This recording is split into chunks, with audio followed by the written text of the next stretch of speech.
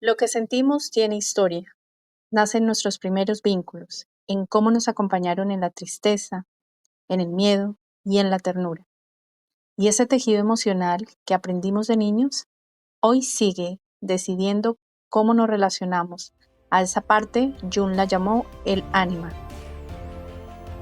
Bienvenidos a La Hora Azul, tu podcast de psicología.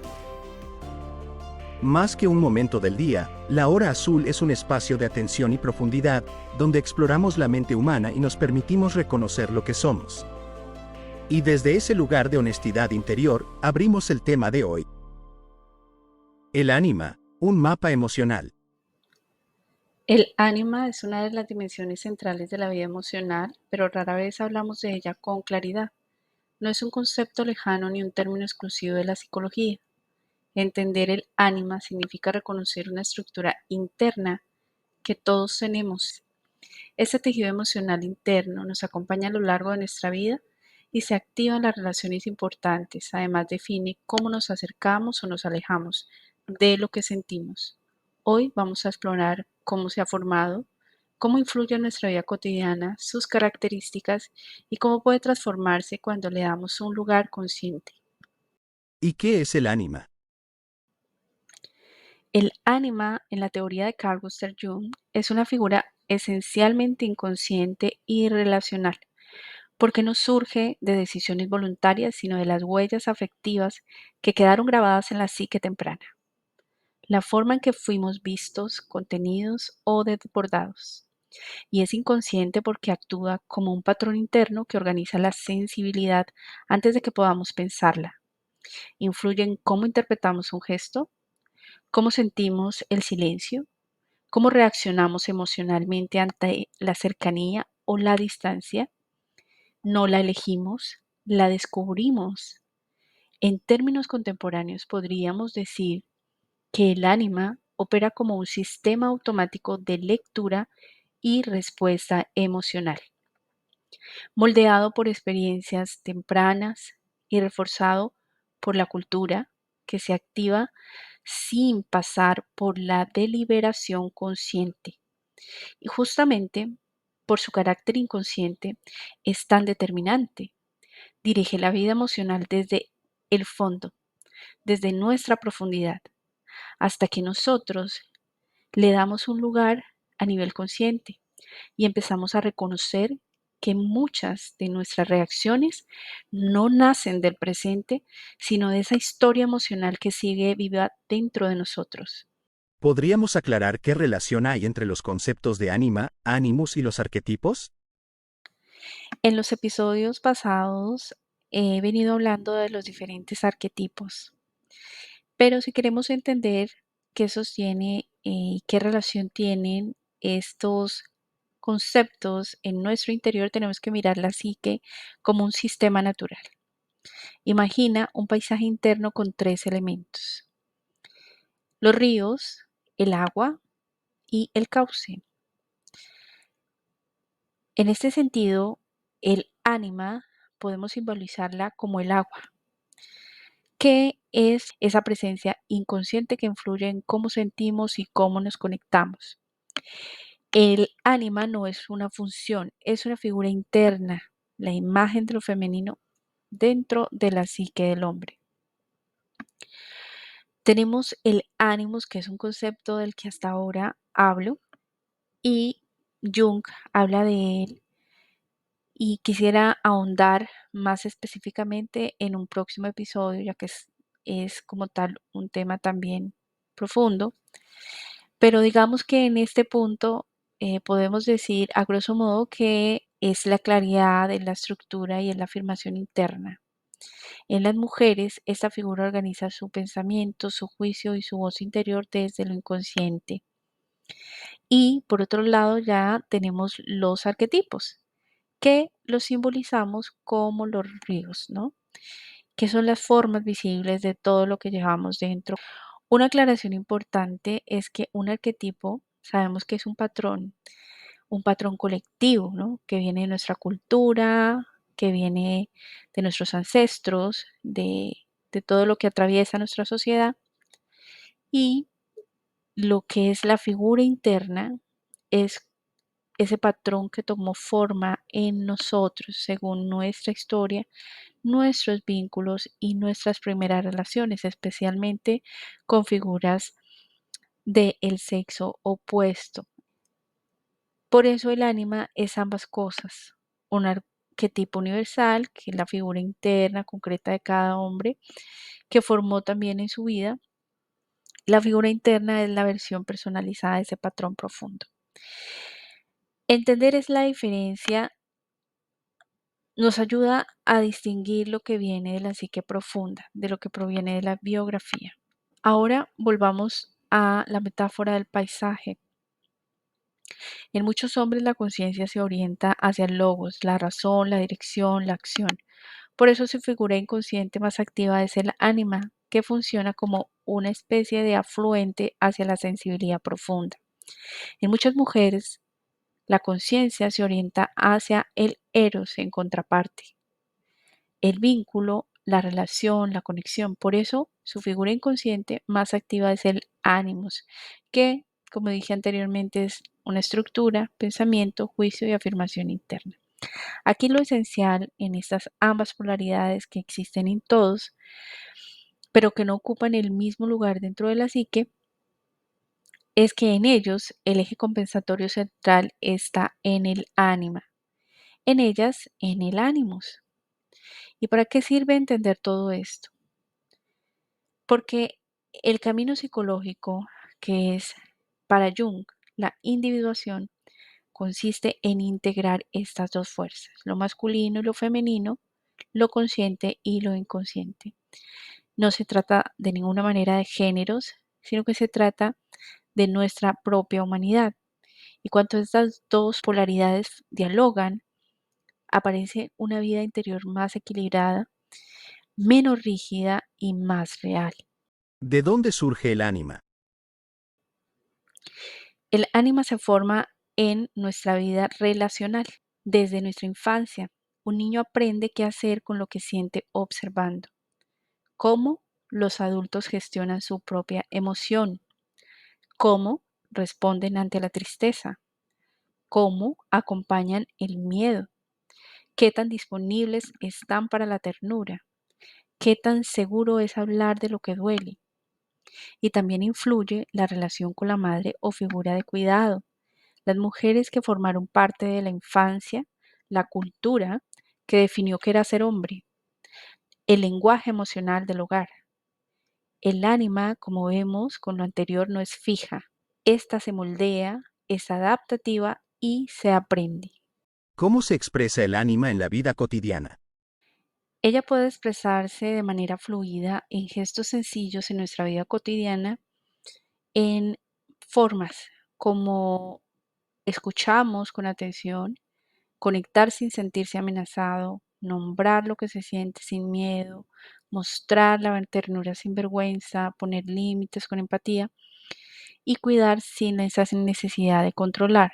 Y si el ánima está dañada o afectada, ¿qué problemas pueden aparecer?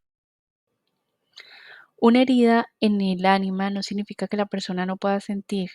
Lo que podría significar es que aprendió a sobrevivir desde la desconexión. Y eso se puede reentrenar de alguna manera. Cuando esta parte emocional queda lastimada, lo que aparece no es incapacidad, son patrones de protección. Y todo patrón puede transformarse. Aquí van las manifestaciones más comunes y qué posibilidad de mejora trae. La anestesia emocional y significa en la práctica que se acostumbró a evitar lo emocional para no activarse, no enfadarse o no quebrarse. ¿Y qué posibilidad nos abre? Aprender a identificar microsensaciones básicas, tensión, calor, incomodidad. Empezar por nombrar emociones simples, no complejas. Es importante también hacer ejercicios cortos de registro emocional, 2 minutos al día. Es un músculo que se despierta con la práctica y no con, digamos que podemos estar viendo este podcast y poder estar adquiriendo información, conocimiento de cierta manera, pero como todo, se requiere de práctica para que ésta logre estar en condiciones más óptimas se logre integrar en nuestra persona. Por otro lado, tenemos la idealización femenina, que es que se espera que la mujer sea la parte sensible de la relación. ¿Qué significa delegar en ella lo que no se reconoce en el hombre? ¿Y qué posibilidad abre al hombre? Empezar a notar qué admira en ella, porque es lo que debe él desarrollar en sí mismo. Pasar de ella me entiende a yo aprendo a entenderme. Reducir expectativas irreales y mejorar la reciprocidad emocional. Esto crea relaciones un poco más parejas y menos dependientes. También puede aparecer vínculos frágiles, relaciones que empiezan rápido y se desgastan igualmente así de rápido. Y significa una dificultad para sostener profundidad por falta de herramientas y la posibilidad que puede llegar a abrir a un hombre esto es entrenar la estabilidad emocional, sus rutinas, límites claros, acuerdos sencillos, aprender a conversar sin huir ni atacar y desarrollar la capacidad de sostener incomodidad sin romper el vínculo. Es práctico, más habilidad, más estabilidad. Por otro lado, otra cosa que pueda llegar a surgir son los vínculos y las reacciones intensas. ¿Qué pasa? Hay rabia, impulsos, explosiones que salen de la nada, que significa la emoción que está ahí huyendo, solo que no tiene un canal, un cauce por donde fluir. ¿Y qué posibilidad abre para el hombre? Identificar señales tempranas antes de la explosión. Tener rutas de acción, pausa, respiración, movimiento, salida del espacio donde se encuentra, transformar intensidad en claridad, decir lo que pasa sin destruir ese vínculo con el otro. Y eso quiere decir que la intensidad puede convertirse en una fuerza bien dirigida. Por otro lado, puede surgir también la dificultad para conectar con los hijos o la pareja. ¿Y qué pasa? Puede que el hombre realmente sienta amor, cariño auténtico, pero no sabe cómo demostrarlo. ¿Y qué significa? Que hay amor, pero falta el lenguaje emocional.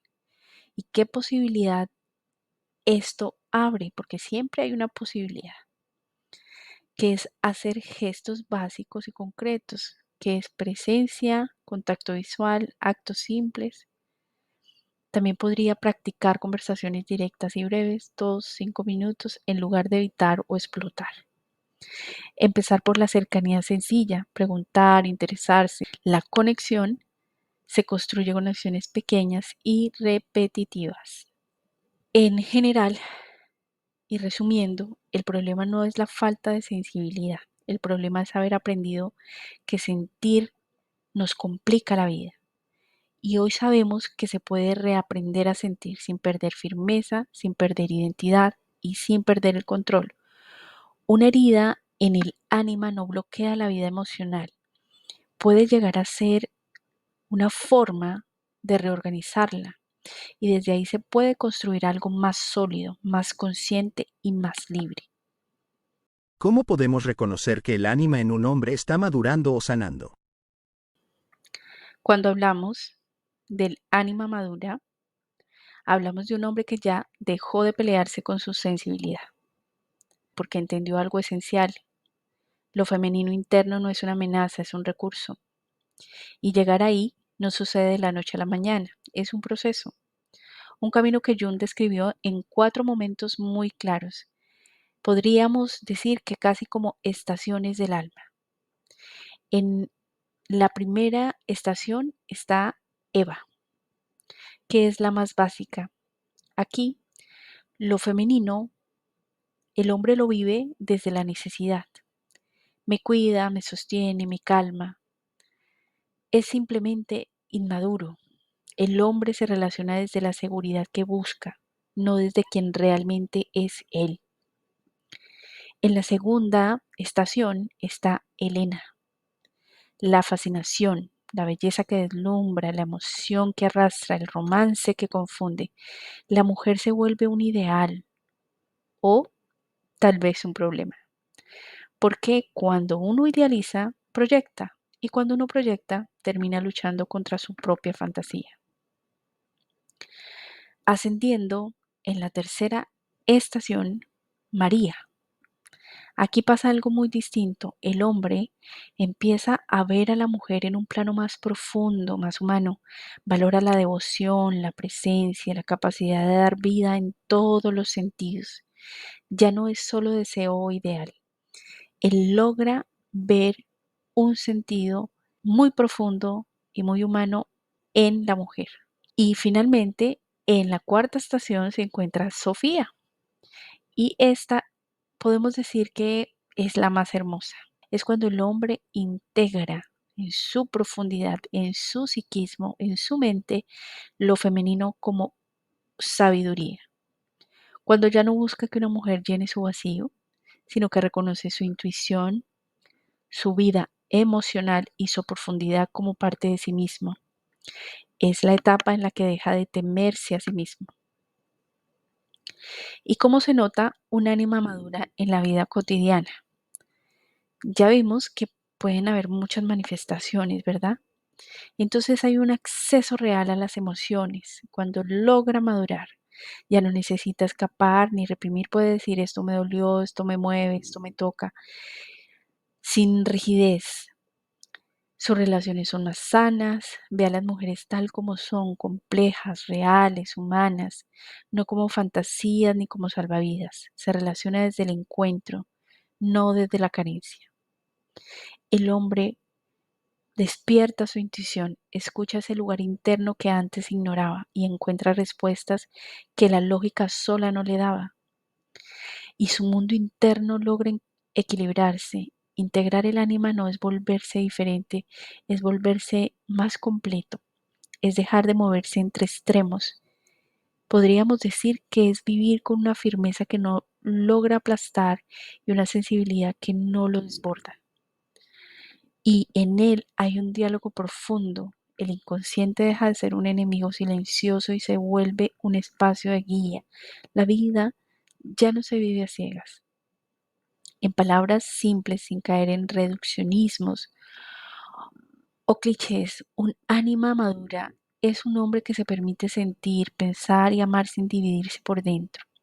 Un hombre que dejó de proyectar y empezó a mirarse, que dejó de defenderse de su vulnerabilidad y encontró ahí, justo ahí, su sabiduría. Es un símbolo de plenitud, de integración. Cuando un hombre integra su ánima, no pierde fuerza, enciende una fortaleza interna que logra, de alguna manera, hacerlo sentirse pleno. Hablar de la madurez del ánima es hablar de un ideal que casi ningún hombre alcanza sin atravesar varios quiebres internos. Y eso es importante decirlo, no con el ánimo de juzgar, sino para poner las cosas en su lugar. En un mundo que sigue premiando la autosuficiencia, el control y la fuerza bruta, emocional o real, pedirle a un hombre que se reconcilie con su sensibilidad es, de entrada, pedirle que cuestione todo lo que le dijeron que lo hacía ser hombre. Y eso no es de ninguna manera algo pequeño, es casi un acto de desobediencia cultural. La teoría de Carl Gustav Jung nos muestra un mapa precioso, por supuesto, pero también revela un hecho muy incómodo, y es que muchos hombres no se quedan en la etapa de Eva o de Elena porque ellos lo quieran así, sino porque no tienen modelos emocionales que les muestren cómo avanzar. No se les enseña a sentir sin llegar a colapsar, a pedir sin humillarse, a amar sin perderse, a poner límites sin volverse agresivos. Y ahí hay una grieta. La madurez del ánima no es un premio, es una consecuencia. La consecuencia de haber atravesado el dolor, de haber reconocido que la sensibilidad no es un enemigo, sino el puente y el afluente que permite vivir desde adentro y no desde el deber ser. El problema es que culturalmente seguimos infantilizando a unos y sobrecargando a otras. Y mientras las mujeres cargan siglos de trabajo emocional impuesto, que por supuesto es un trabajo también para nosotras, que debemos hacer una especie de revolución. En los hombres, en muchos hombres sigue teniendo permiso para quedarse en lo instintivo o lo idealizado. Y es más por falta de modelos, de guías. Pero un hombre que logra llegar a Sofía no es un ser iluminado. Es alguien que tuvo el coraje de mirarse sin excusas, que entendió que madurar no es volverse perfecto, sino volverse honesto, auténtico. Es la parte más crítica. No podemos seguir romantizando la sensibilidad masculina como si fuera un don. Es una responsabilidad, es un trabajo emocional, requiere de confrontación, de desmontar años de defensas, es desactivar el orgullo que le protege del dolor, pero que también le impide llegar al amor. La madurez entonces del ánima no es una meta para presumir, y ojalá más hombres se atrevieran a recorrerla, porque un hombre que integra su ánima no solo se vuelve más completo para sí mismo, sino además es más capaz de amar sin hacerse daño y sin hacerle daño a los demás. Bueno, y hemos llegado al final de este episodio, pero el trabajo real empieza después, cuando te escuches a ti mismo sin filtros, sin censura. La psicología no es solo teoría. Creo que en realidad es una parte más bien de práctica diaria que a veces es muy incómoda y siempre transformadora. Si algo te llamó la atención, no lo ignores. Gracias por darte este espacio y te espero en el próximo episodio.